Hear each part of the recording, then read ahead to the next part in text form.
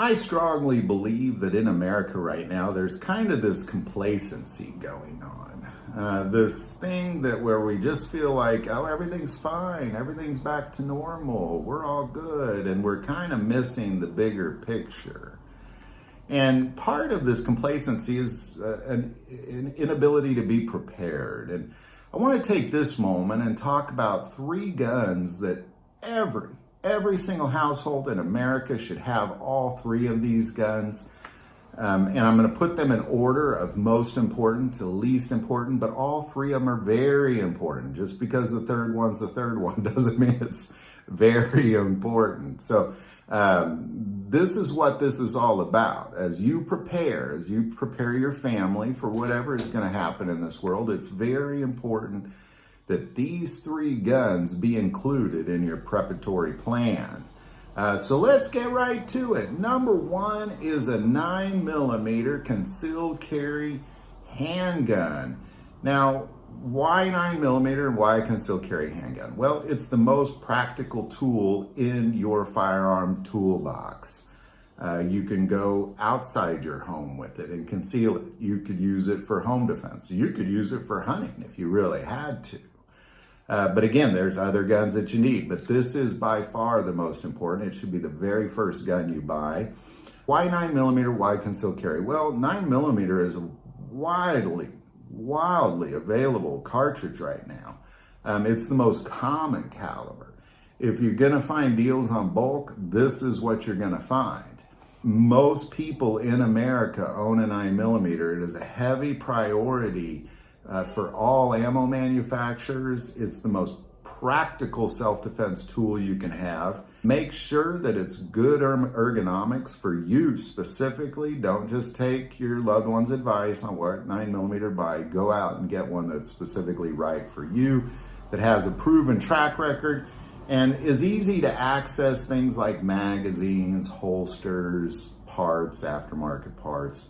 That sort of thing, but it needs to be concealable. Make sure it's compact or at least a mid-size. I know sometimes or oftentimes full-size handguns are easy to conceal, but not always. You need this to always be easy to conceal. And what I've learned about people is when they buy bigger firearms, they tend not to carry them around. When they buy smaller firearms, they tend to carry them around. So just really be practical about the size and the ergonomics of this particular firearm. All right, number 2 is a shotgun. This is your most important home defense tool. It's the most effective home defense tool. It's very naturally intuitive under stress for most humans, which is why it is so incredibly practical. There's a variety of loads you can get for the shells. Make sure you get a 12 gauge specifically.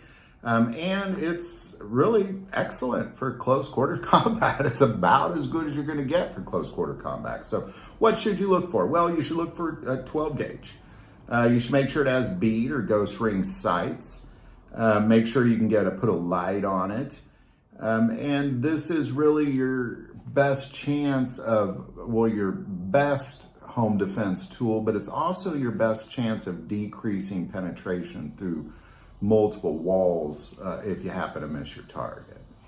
All right, number 3, again, it's the least important of these 3, but still very, very important, and that's a modern sporting rifle.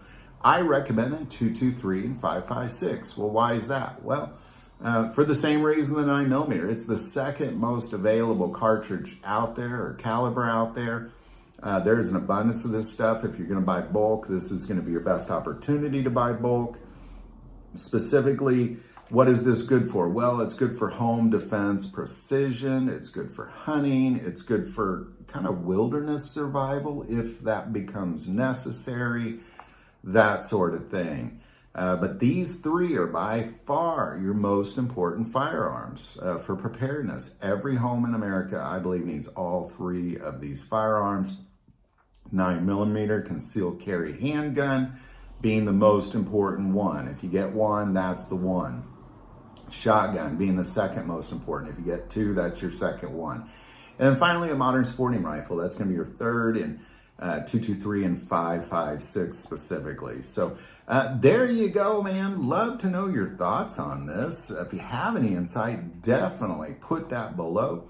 I do want to take a moment and say if you feel called to support this channel with a Patreon, that link is also below. But the most important part of this channel is we take prayer requests. So please don't ever hesitate to send that in. And in this moment, I'd like to pray for anybody watching this video. It's something God has asked me to put in these videos. I want to be obedient to it, and He loves you like crazy. The amount of love that He has for you is, I can't even comprehend it. So that's really what this is about. So Heavenly Father, Lord God, I lift up every single human watching this video right now in the moment that they're watching it, Lord. God, I pray that you guard over them fiercely. These things that come up against them that seek to devour them, their homes, their loved ones, their pets, their possessions, their vehicles, Lord, all those things, Lord. Cast that stuff away from them, Lord. Cast that wicked thing that is not of you, those wicked things that are not of you, far away from them in the name of Jesus Christ, Lord. Thank you for this protection that you give us, Lord.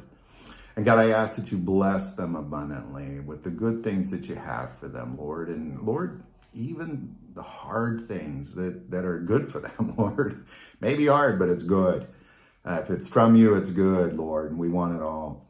And God, show yourself to us today. I want to see you in a powerful way, and show yourself to whoever's watching this as well. In Jesus' name, amen. Well, thank you for watching this episode of God, Family, and Guns. And as always, love God, love your family, and love guns.